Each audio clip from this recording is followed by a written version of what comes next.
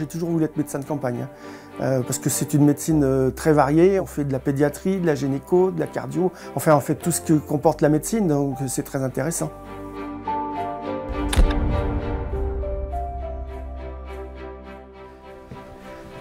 Asseyez-vous. Médecin de campagne, c'est aimer les gens, c'est écouter leurs problèmes, pas seulement leurs problèmes de santé, ça peut être des problèmes de couple, tous les problèmes de l'existence, quoi. On est au courant, on en discute. Bon, on va écouter le cœur. C'est plus une relation médecin-patient, c'est plus des relations amicales maintenant. Est-ce que ça fait mal là, quand j'appuie? Un petit peu, mais parce que vous appuyez. J'ai des gens que j'ai connus bébés qui m'amènent leur bébé maintenant. Et puis je soigne les petits-enfants, les parents, les grands-parents, parfois les arrière-grands-parents.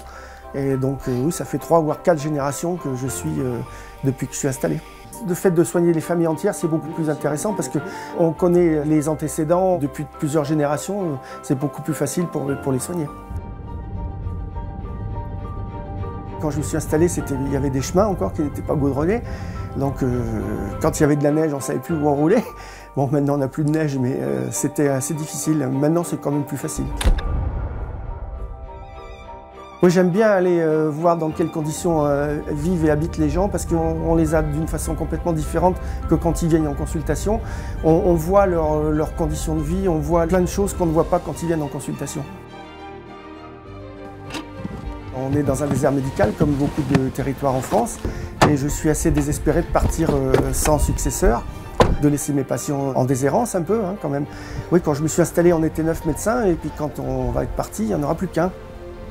En ce moment, on a beaucoup de gens qui nous amènent des petits cadeaux pour notre départ en retraite, des bouquets de fleurs, des paquets de bonbons, des boîtes de chocolat, donc ça veut dire qu'on les a bien soignés.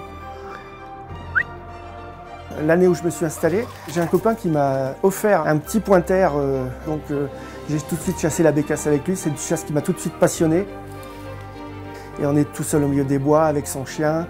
La bécasse est un oiseau très rusé, très difficile à tirer, et c'est vraiment une chasse exceptionnelle.